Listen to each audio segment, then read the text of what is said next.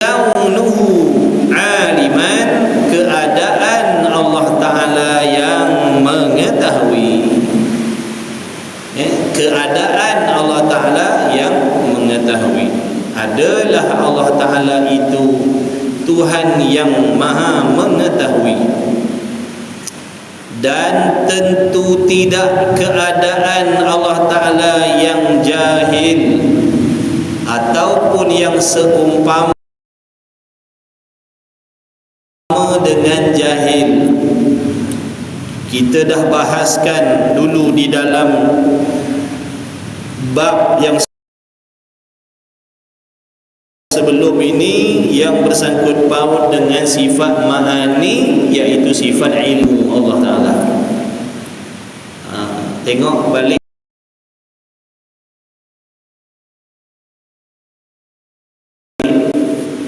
balik sifat ilmu tu. Tengok balik pada bab yang menerangkan sifat ilmu Allah, sifat ma'ani.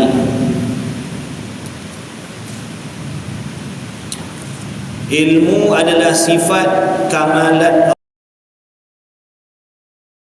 Allah, sifat kamalat Allah, sifat kesempurnaan yang wajib, yang mesti ada pada zat Allah sedia kala lagi. Wajib bagi kita setiap mukallaf beriman, yakin sungguh-sungguh di dalam hati bahawa sesungguhnya Allah Ta'ala itu memiliki sifat pengetahuan sejak sedia kala lagi.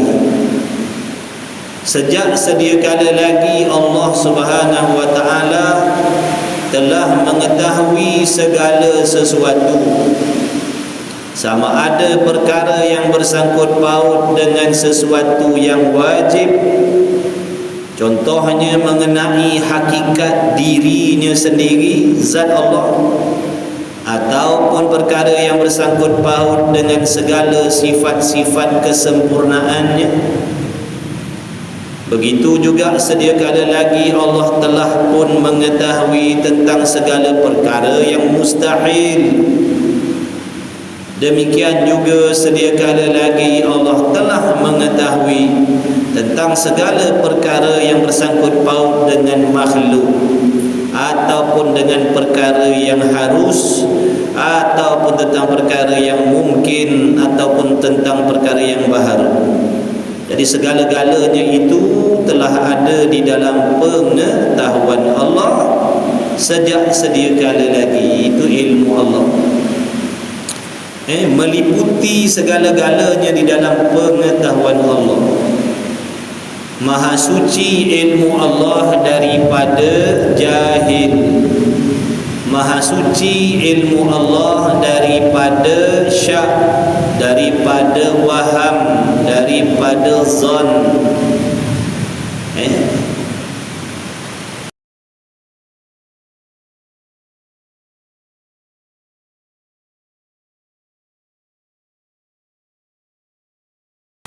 Oleh yang demikian, ta'alluq bagi sifat ilmu Allah ni dinamakan dengan ta'alluq inkishaf. Nyata segala-galanya pada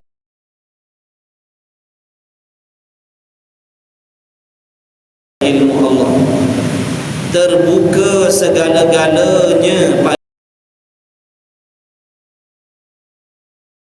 ilmu pengetahuan Allah. Tidak ada satu pun yang tersembunyi daripada pengetahuan Allah Subhanahu wa Ta'ala. Dan pengetahuan Allah Ta'ala itu tidak didahului oleh jahil. Tidak ada istilah Allah baru tahu. Tidak ada istilah Tuhan baru tahu, Allah baru tahu. Tidak ada istilah demikian pada Allah. Maha suci Allah daripada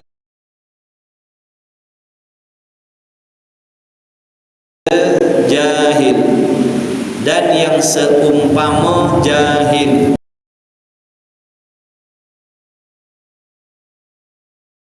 Umpama jahil.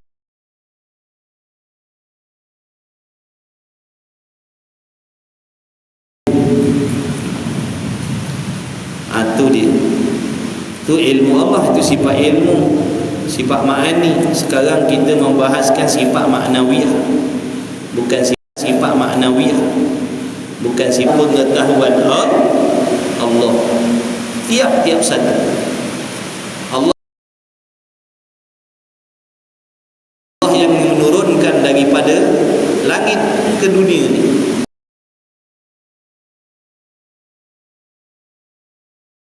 Bukan air hujan tu turun dengan sendiri, bukan.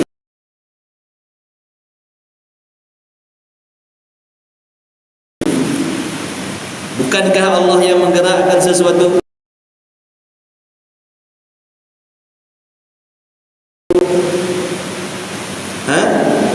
Bukankah Allah yang menggerakkan sesuatu?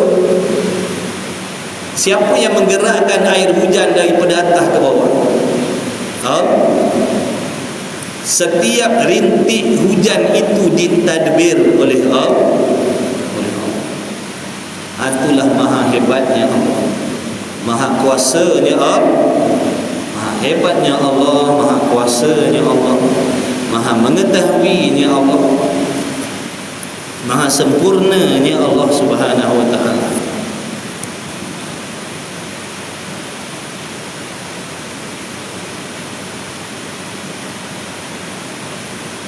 Adapun keadaan Allah Ta'ala itu jahil, hukumnya mustahil, yakni tidak boleh diterima pada akal sekali-kali adanya jahil pada Allah. Mustahil, akal tak boleh terima, akal tidak boleh membenarkan sama sekali ada jahil pada Allah.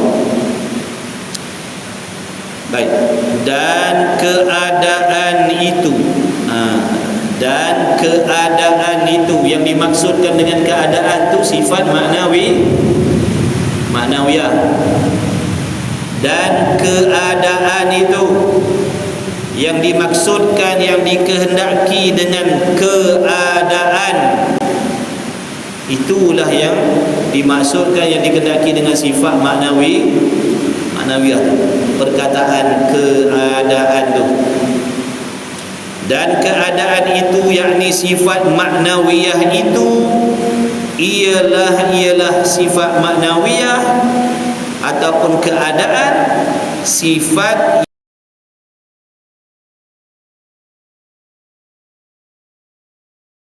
yang sabit bagi zat Allah Ta'ala. Apa maksud sifat yang sabit? Sifat yang sungguh-sungguh maknanya. Sabit tu makna sungguh-sungguh. Sifat yang sungguh-sungguh. Sabit dengan makna sifat yang sungguh-sungguh. Dan keadaan itu ialah sifat yang sabit, yakni sifat yang sungguh-sungguh bagi zat Allah Ta'ala. Dan keadaan itu, yakni sifat maknawiyah itu, suatu perkara yang antara ada dan antara tiada pun telah dihuraikan hari itu. Dah huraikan dah. Kenapa? Apa alasan ulama mengatakan sifat maknawiyah itu suatu sifat yang duduk antara ada dan tiada? Dah hurai dah hari itu. Sifat maknawiyah itu bukan ada sungguh-sungguh seperti sifat ma'ani. Kalau sifat ma'ani, sifat yang ada sungguh-sungguh.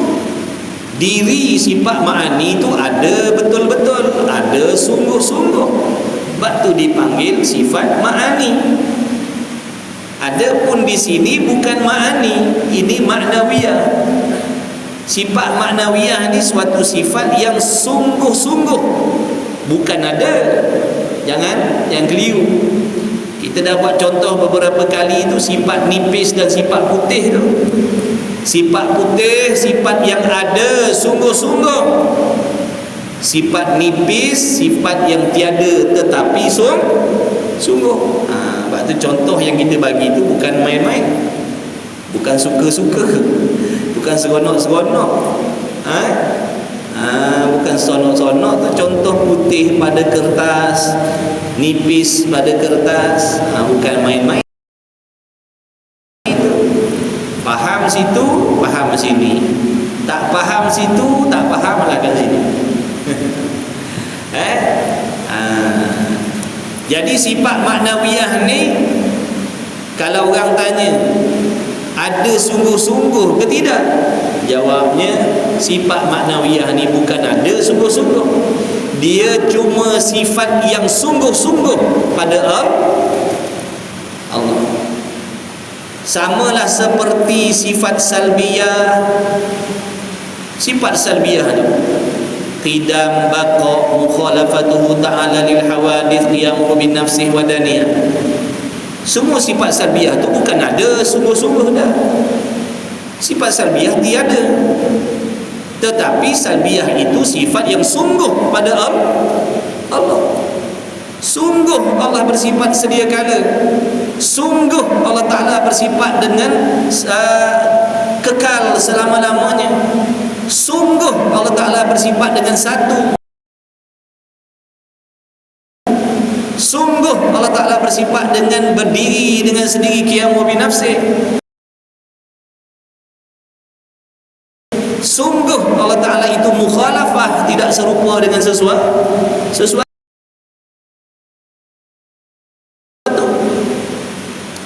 Sebab sifat salbiyah bukan ada.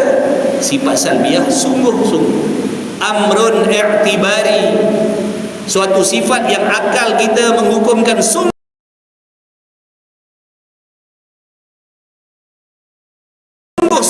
pada Allah. Berbeza dengan ma'ani. Kudrat, ada ke tidak diri kudrat? Ada sungguh-sungguh pada Allah. Diri kudrat tu, seandainya Allah nak menunjukkan, boleh tengok kudrat Allah Ta'ala, boleh dilihat kudrat Allah. Kerana kudrat Allah Ta'ala itu perkara yang ada lagi pula sungguh pada zat Allah. Kudrat tu, sifat kudrat tu, diri kudrat tu ada betul-betul.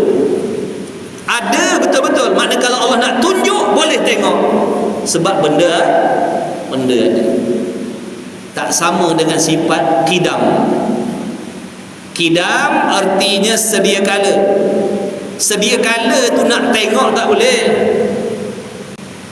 Sedia kala. Apa arti sedia kala? Sesuatu yang tidak ada boleh tak nak tengok sesuatu yang tiada permulaan? Tapi boleh tak faham? Faham. Jadi sedia kala tu sifat yang faham, sifat yang boleh difaham oleh akal, bukan sifat yang boleh dilihat dengan mata, bukan. Kerana dia perkara yang tiada. Buat contoh lagi. Botol ni, mineral ni bersifat dengan satu. Betul? Botol mineral ni bersifat dengan satu. Ada satu saja. Tuan-tuan, adakah tuan-tuan boleh lihat yang namanya satu? Boleh tak nampak yang namanya satu? Siapa di sini nampak satu? Ada tak yang boleh nampak satu? Tak apa? Orang perempuan nampak tak satu? Nampak tak? Nampak botol ke nampak satu? Nampak botol ke nampak satu?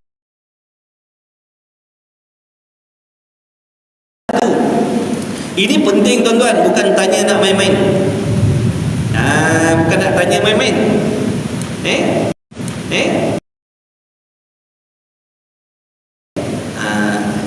Nampak tak botol? Nampak. Yang tuan-tuan nampak botol ni bukan nampak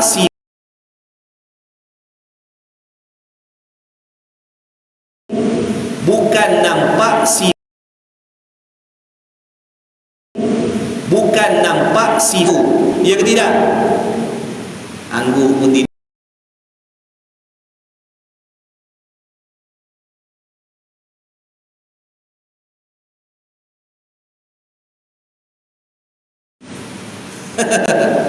Botol ni bersifat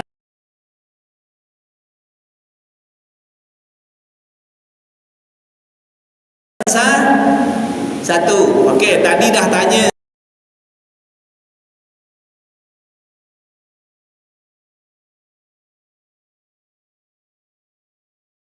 botol ni ada ke tidak? Tuan-tuan jawab ada. Betul. 10 markah penuh. 10 markah penuh. Botol ni ada. Sebab tu saya pegang ni. Saya pegang botol ni yang saya pegang. Botol ni sifat satu. Baik. Sekarang ni soalannya, sifat satu botol ni, sifat satu tu, adakah tuan-tuan boleh nampak? Siapa kat sini boleh nampak satu tu? Tak ada orang boleh tengok.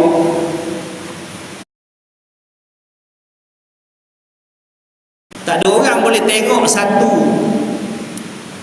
Tapi tuan-tuan faham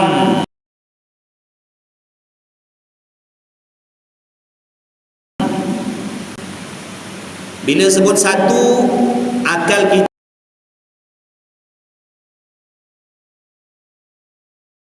faham. Faham. Botol ni satu, faham. Nak tengok satu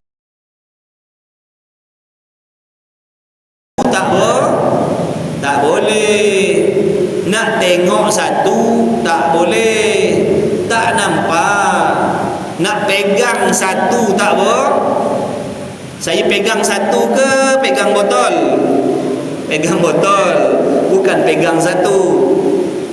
Jadi sifat satu tu, sifat satu ni dipanggil amrun i'tibari.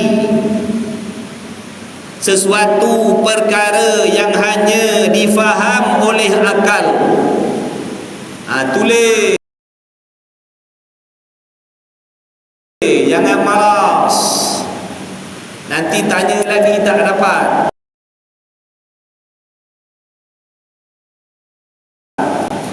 Bersungguh mengaji.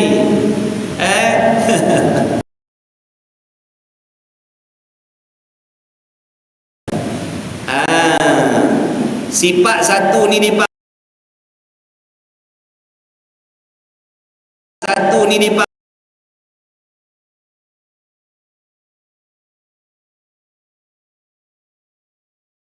amrun i'tibari. Makna Melayunya amrun i'tibari ini sesuatu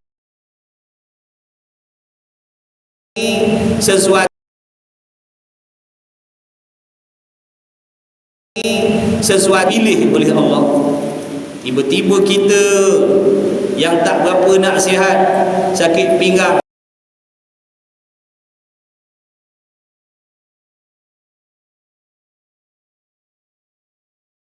sakit tumit, sakit lutut,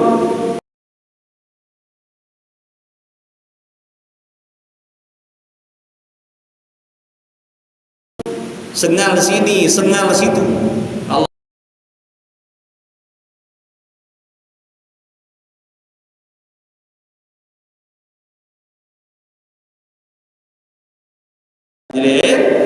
rasa betul.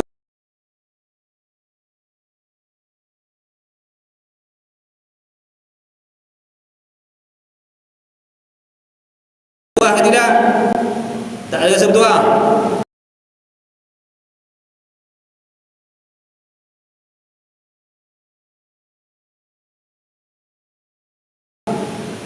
Ke siapa berasa malam duduk dalam majlis ilmu? Ke tak ada perbezaan duduk dalam majlis ilmu dengan konsert? Ha? Kena rasa bertuah.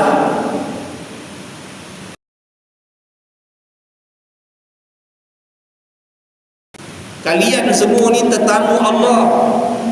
Nabi bagi tahu dah, orang yang duduk dalam majlis zikir, majlis ilmu ni tetamu Allah.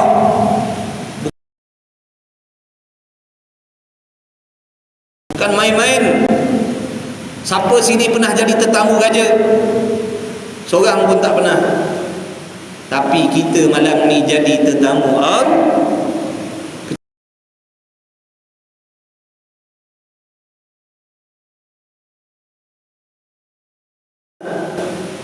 Tapi kita malam ni jadi tetamu Allah. Ini Allah beri dengan percuma kepada orang yang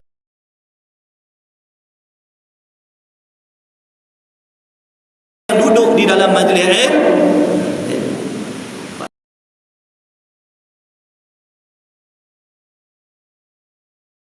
Tu kita kena rasa bertuah, ya Allah, syukur, alhamdulillah.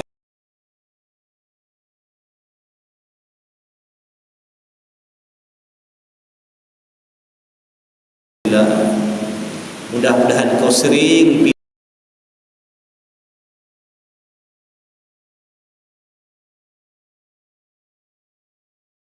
pilihan. Mudah-mudahan kau sering beri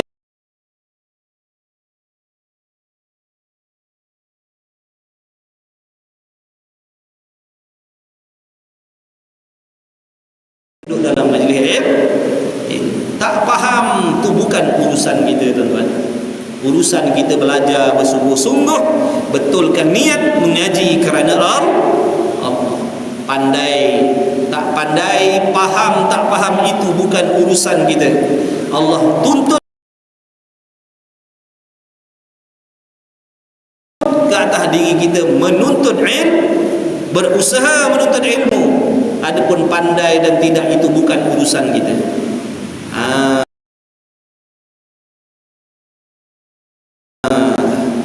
Baik, kembali balik tadi. Botol ni, diri botol ni dipanggil jirim, dipanggil zat. Jadi botol ni benda ada. Sebab tu kita boleh tengok, kita boleh pegang. Adapun satu, sifat satu pada botol ni adalah suatu perkara yang tidak boleh dilihat, yang tak boleh dipegang, kerana diri satu itu bukan perkara yang ada. Dia bukan ada. Satu ni tak ada. Cuma faham pada akal fikiran saja. Nampak tak? Jadi sifat satu itu dipanggil apa tadi, tuan-tuan? Amrun i'tibari. Amrun i'tibari. Makna Melayunya sesuatu perkara yang hanya difaham pada akal fikiran. Sesuatu perkara yang hanya difaham pada akal fikiran.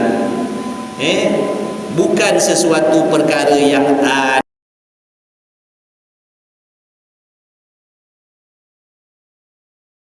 Dia tak ada. Satu tu tak ada. Satu tu cuma faham saja. Tak apalah, tak faham pun. Nanti ulang lagi.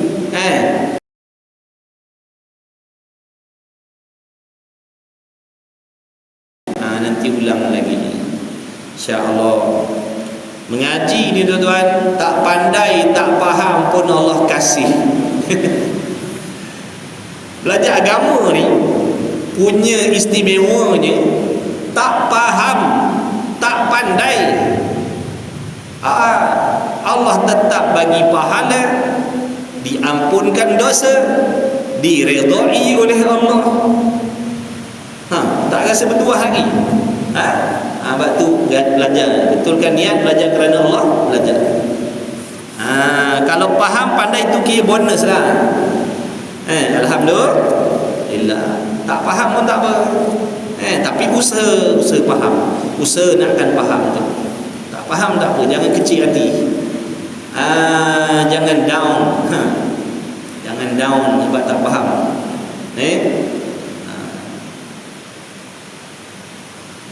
Baik. Sebab itu tadi sifat maknawiyah ni adalah sesuatu perkara yang sungguh-sungguh pada zat Allah. Bukan benda ada, sungguh.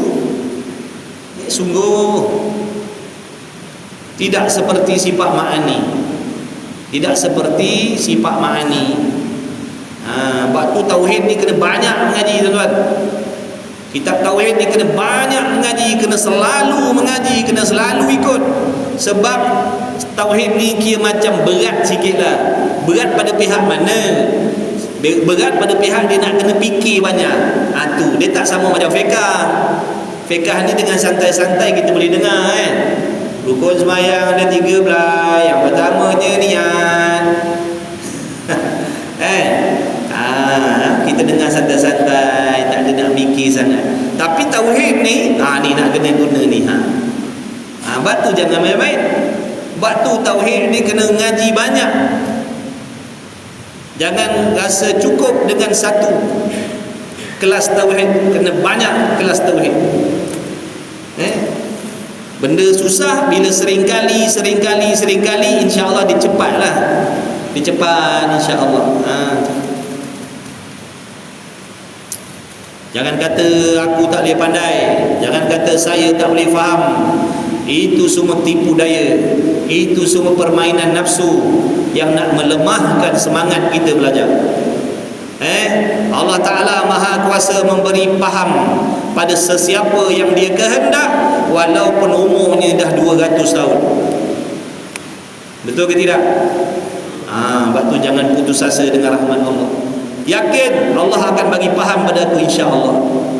Jangan kata aku tak boleh faham. Insya-Allah boleh faham dengan pertolongan Allah. Baru kita semangat ngaji. Kalau daripada awal kita dah lemah semangat, aku tak ada jalan nak faham, aku tak ada jalan nak pandai ilmu ni, dengan sendiri kita akan jadi lemau je. Tak bersemangat nak mengaji. Sebab awal-awal kita dah sangka jahat dengan Allah Ta'ala dah. Na'udzubillah min zalik.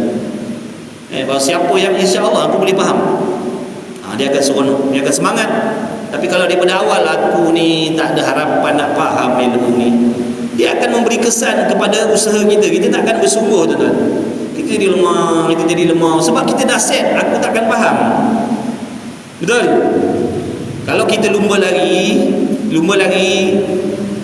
orang yang lumba lari, kalau daripada awal di garis permulaan tu dia sangka aku boleh menang, walaupun sebelah ni negro tak peduli, aku rasa aku boleh menang ni. Dia punya semangat dia lain, dia akan bersungguh-sungguh. Tapi kalau dia pada awal tengok negro sebelah ni, negro orang putih sebelah ni, tak ada harapan nampak gayanya, lemah lah kita. Orang lari pecut, kita lenggang kangkung aja daripada awal. Sebab apa? Dah set aku tak boleh menang. Buat apa nak bersungguh? Buat apa nak bersungguh, aku tak boleh menang. Jadi daripada awal lenggang kangkung. Sebab tu ni main peranan, tuan-tuan. Sebab tu Allah suruh fikir yang baik-baik. Allah suruh fikir yang baik-baik kerana dia memberi kesan kepada diri kita. Sebab tu kalau kita suka fikir yang jahat, fikir yang tak elok, fikir yang buruk, dia akan kembali kepada diri kita balik. Orang yang suka fikir positif, fikir benda baik-baik, dia akan berjaya, dia akan dapat kelebihan, dia akan dapat faedah. Begitu.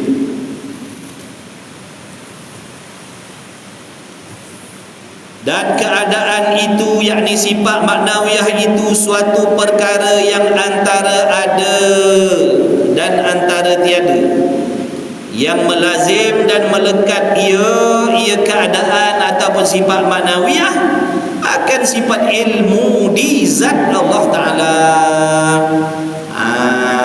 Sama seperti kaunuhu qadiran dulu.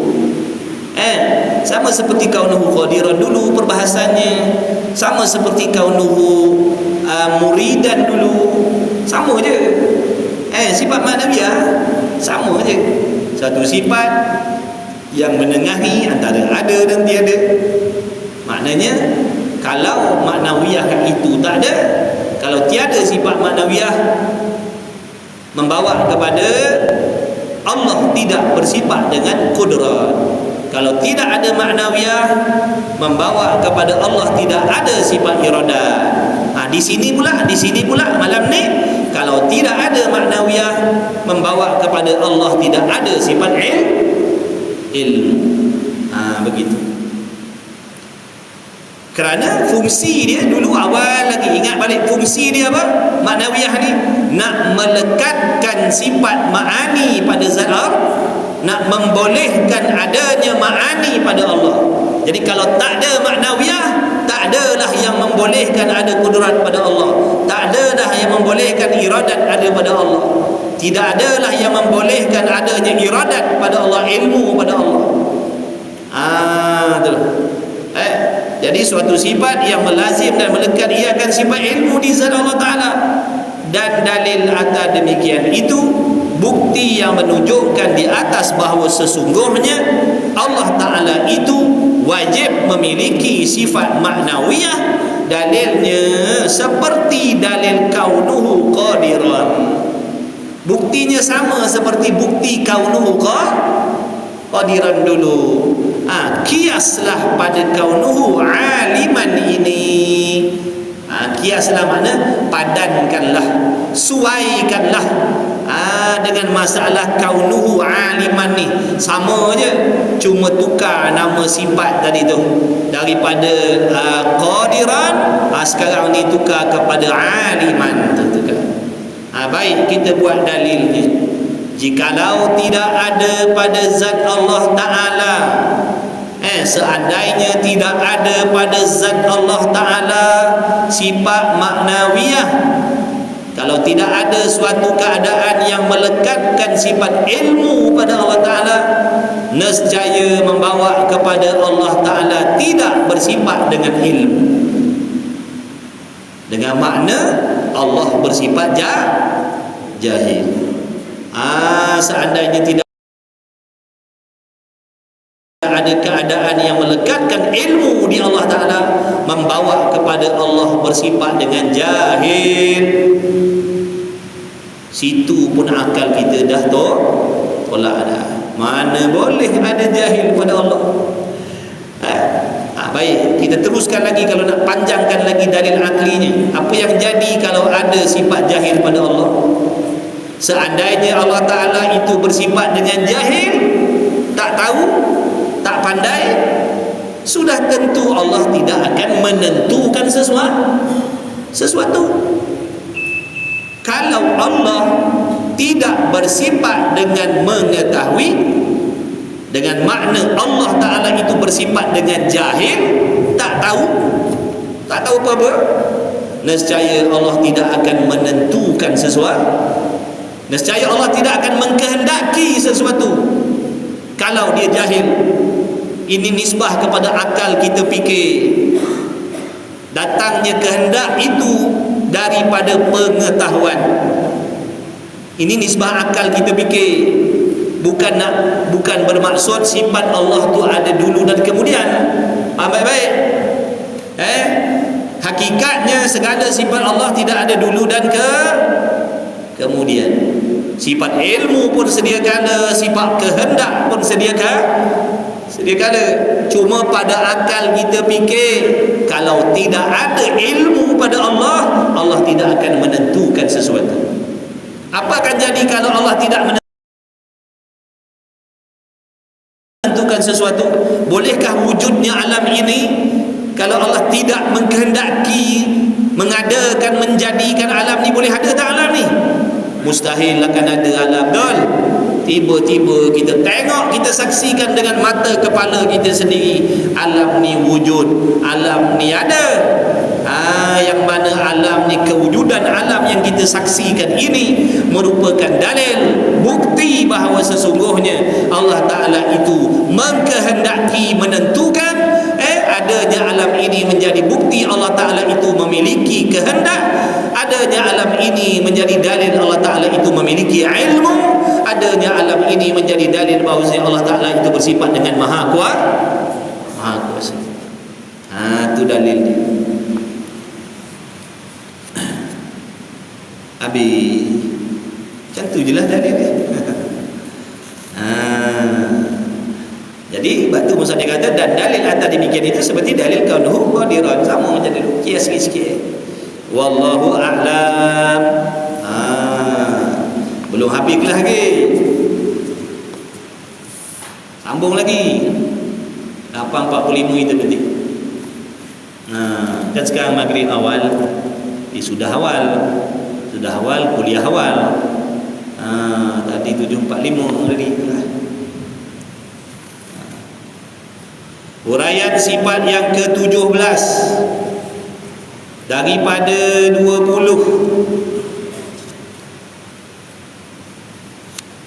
Mengaji. Semua orang boleh pandai ilmu tauhid ni. Kata tu guru kita almarhum Guru Haji Abdullah bin Tuan Guru Haji Abdul Rahman rahimahullah. Ilmu tauhid ni bukan susah sangat dan bukan senang sangat. Dia kata ilmu tauhid ni bukan susah sangat, bukan senang sangat. Dia kata di tengah-tengah. Kalau susah sangat, takkan ada orang yang pandai, kata dia. Kalau ilmu tauhid ni susah sangat, takkan ada orang pandai. Kalau senang sangat, ramai yang pandai. Tengah-tengah dia kata. Siapa bersungguh, kena cara belajar, bersungguh, istiqamah. Setiap istilah yang dengar tadi dia ambil berat, ambil peduli, buat catatan, buat nota. Lepas tu selalu belajar, insya-Allah dia akan dapat. Itu kunci dia. Kalau sebulan sekali dapat juga, tapi lambatlah. Dahlah sebulan sekali tak bersungguh pula, tak dapat nak nolong. Dahlah sebulan sekali tak bersungguh pula, tak dapat dah nak nolong. Boleh faham, tapi lambatlah berbanding dengan orang yang setiap minggu ada belajar. Kadang-kadang satu minggu 3 kelas, 4 kelas tauhid. Dia cepatlah sikit sebab dia selalu dengar, betul? Sebab tu jangan ada rasa puas hati dalam diri kita, aku dah belajar tauhid 3 bulan sekali. Jangan. Dia fardu ain ni tuan-tuan ada 3, betul? Fardu ain ada 3. Setiap laki-laki, perempuan, tua, muda, kaya, miskin, raja tidak, wajib belajar fardu ain ni 3 ni. Yang pertama sekali ilmu tauhid ni, ilmu yang kita sedang belajar ni. Hukum belajar ilmu ni wajib, bukan sunat, bukan harus, wajib. Tak belajar berdosa. Apa peranan dia ilmu tauhid ni? Nak mengajar kita mengenali, memahami apakah akidah yang betul terhadap Allah dan apakah akidah yang salah terhadap Allah. Itu di antara faedah belajar ilmu. Jadi wajib bagi diri kita orang awam ni mengaji tauhid ni sekadar melepaskan tuntutan fardu ain, yakni melepaskan diri kita, bukan untuk mengajar orang lain, bukan untuk menghuraikan masalah, cukup sekadar kefahaman diri sendiri.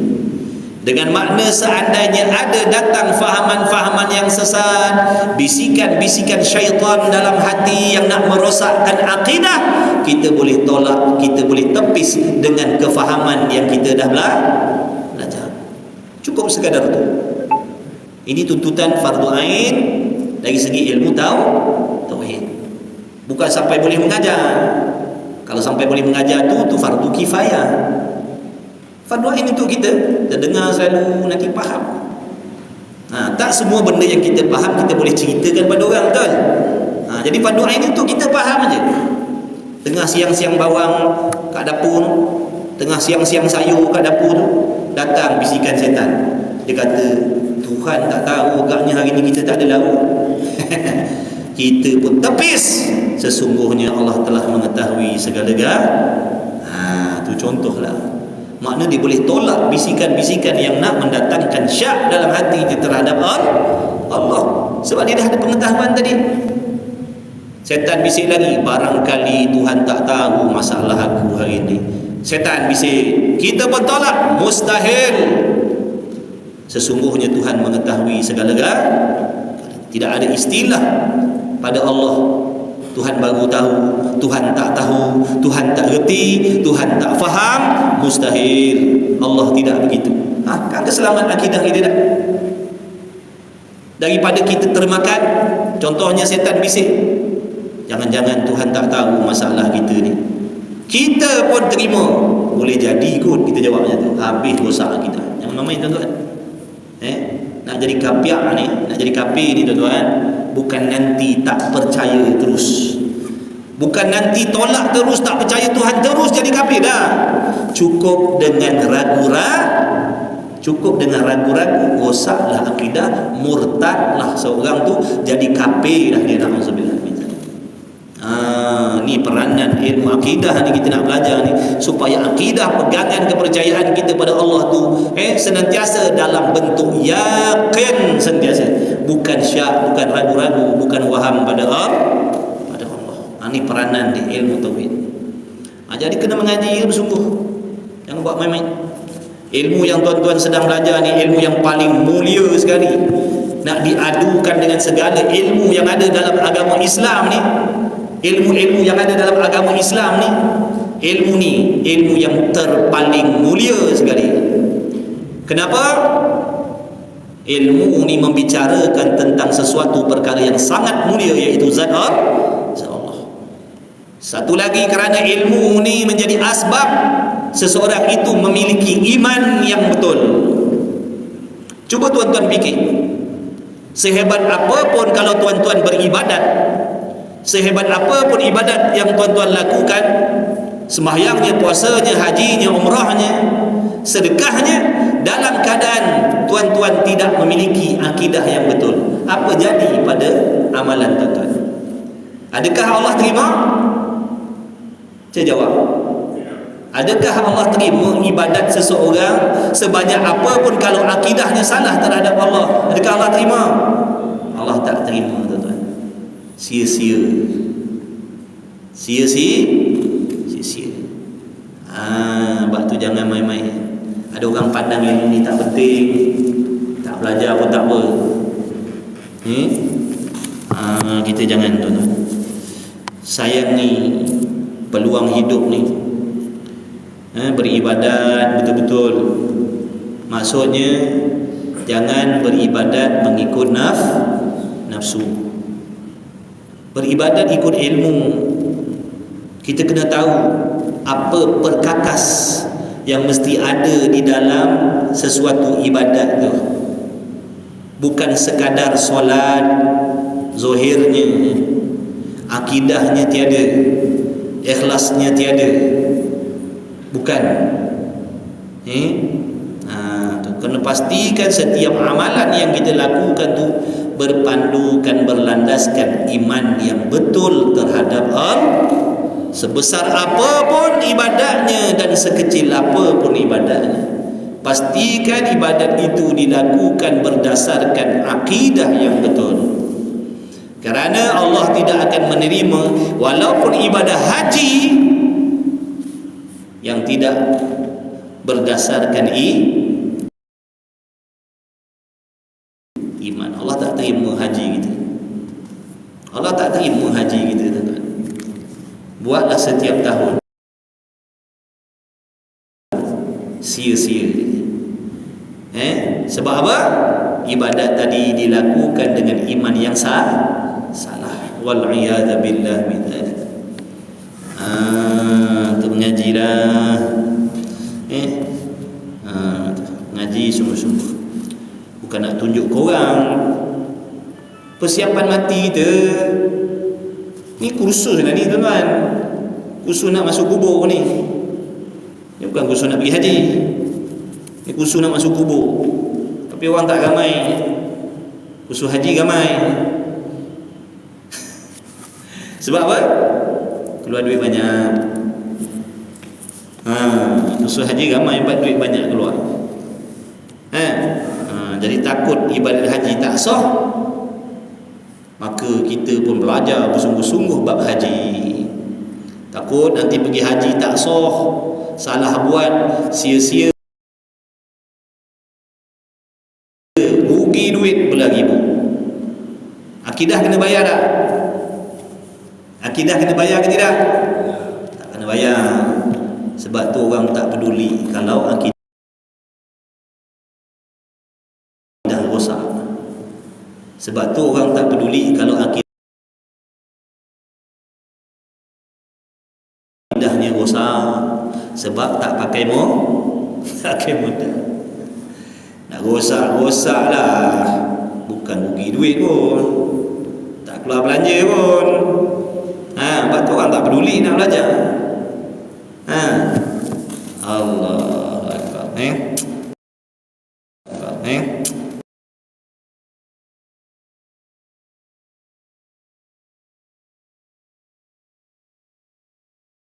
Itulah dia.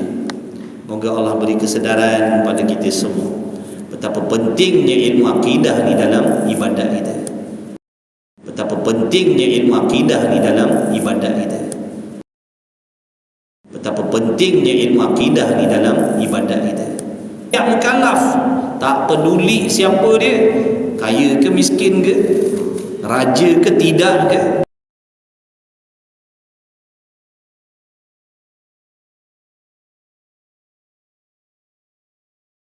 dia mukallaf. Orang yang ada syarat-syarat 4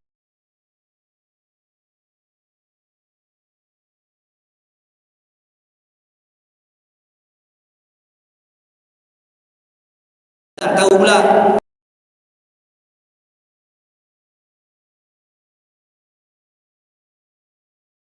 Mukallaf tu apa? Jangan tak tahu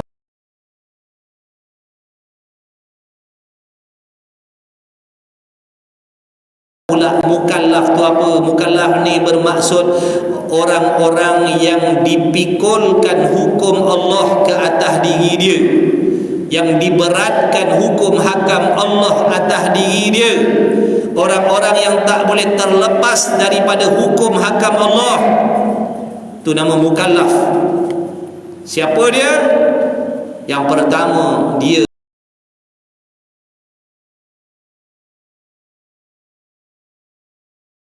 ada akal yang waras.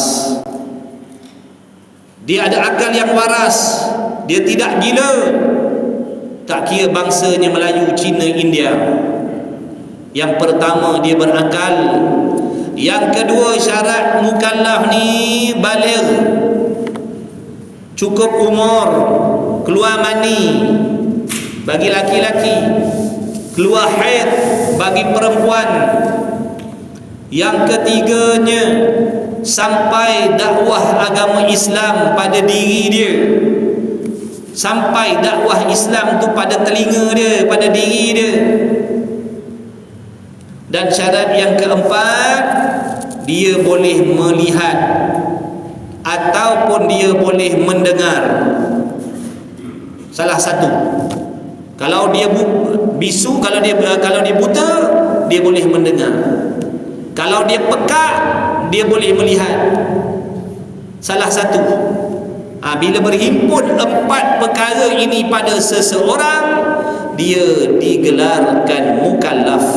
Orang yang diberatkan hukum hakam Allah, tak boleh lari.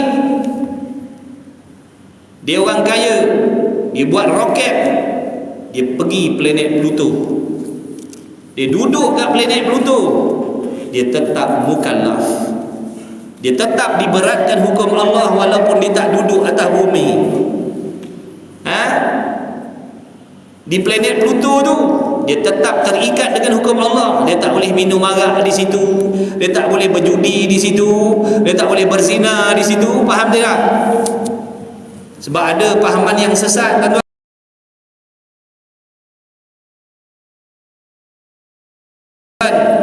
Dia kata kita ni terikat dengan hukum Allah bila kita berada di atas bumi. Bila kita naik ke langit, kita tak ada kait dengan hukum Tuhan.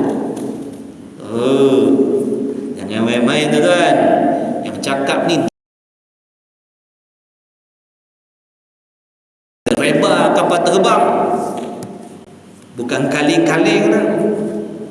Lebar kapal terbang ni dia belajar bukan setakat tadika, betul? Belajar setakat tadika boleh jadi pemandu kapal terbang kan? Pilot. Maknanya bijak dah. Betul? Nak belajar dia habis duit berapa puluh ribu ke ratus ribu nak belajar dia. Nak bawa kapal terbang. Tapi itulah dia. Akibat mengutamakan ilmu dunia, tak mempedulikan ilmu agama, sesat pahaman dia. Tak guna bijak setara apa pun kalau akal ni tadi tidak dijaga oleh agama.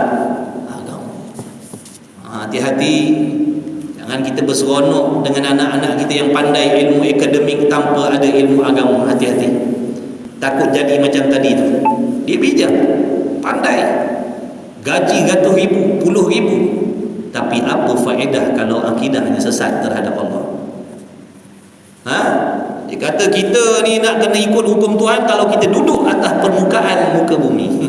Bila naik ke angkasa, kita tak ada kena mengena dengan hukum Allah dah. La ilaha illallah. Malangnya lah sian ni. Sebab tu jangan bangga sangat. Bila merendahkan ilmu agama, macam itulah jadi. Tak boleh. Meskipun kau boleh naik duduk ke langit yang ketujuh, kau tetap mukallaf. Kau tak boleh buat benda haram di situ. Rosaklah pahaman macam ni.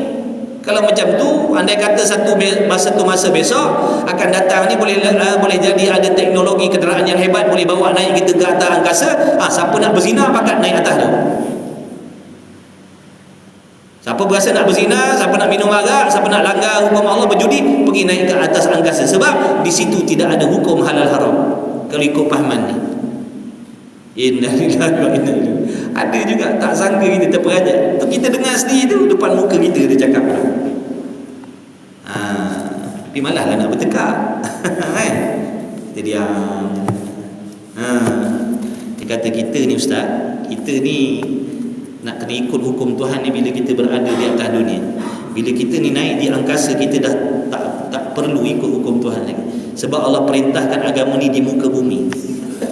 La ilaha illallah, astagfirullahaladzim.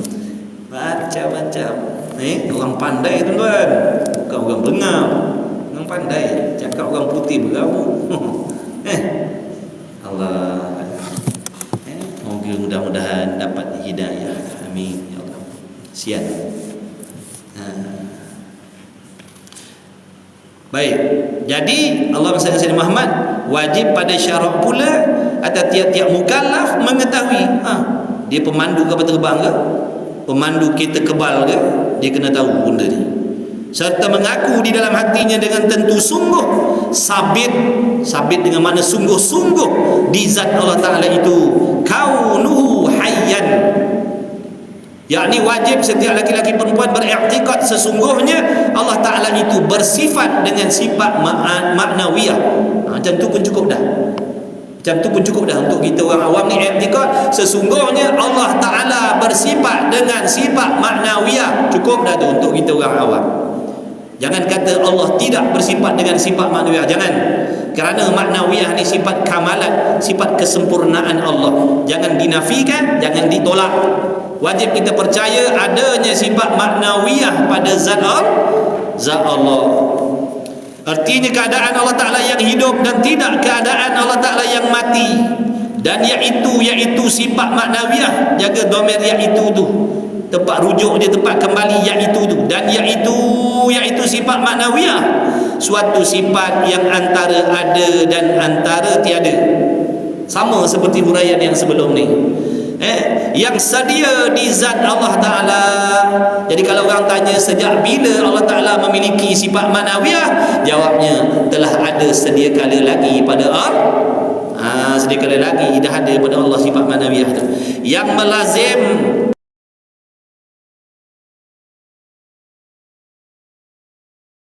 yakni yang tak boleh berpisah, yang tak boleh bercerai. Itu maksud yang melazim. Yang melazim yang tak boleh berpisah, yang tak boleh bercerai, yang tak boleh berasing, dan melekat ia maknawiyah tadi akan sifat hayat di zat Allah Ta'ala. Dia sentiasa melazimi sifat hidup pada zat Allah Ta'ala tu, dia tak boleh berasing. Dan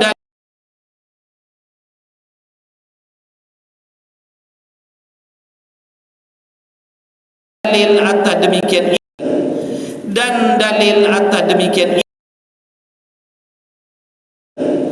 dan dalil atas demikian dan dalil atas demikian dan dalil atas demikian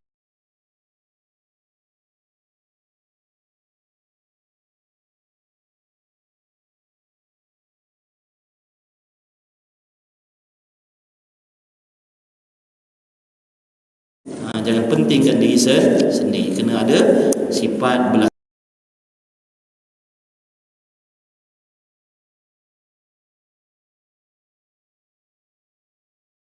kasihan kepada mereka-mereka yang tidak dipilih oleh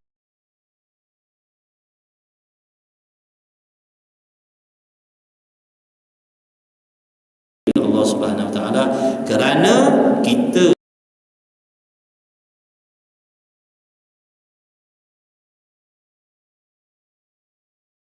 ni boleh belajar, boleh mengaji ni semata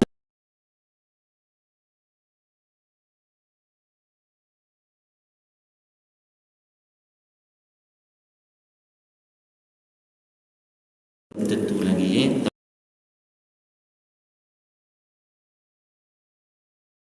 tapi kita harap mudah-mudahan kita sentiasa dipilih oleh Allah SWT sampailah nyawa kita diambil oleh Allah. Amin ya rabbal alamin. Bismillahirrahmanirrahim. Alhamdulillahirabbil alamin. Wassalatu wassalamu ala Rasulillah wa ala alihi wa sahbihi ajma'in.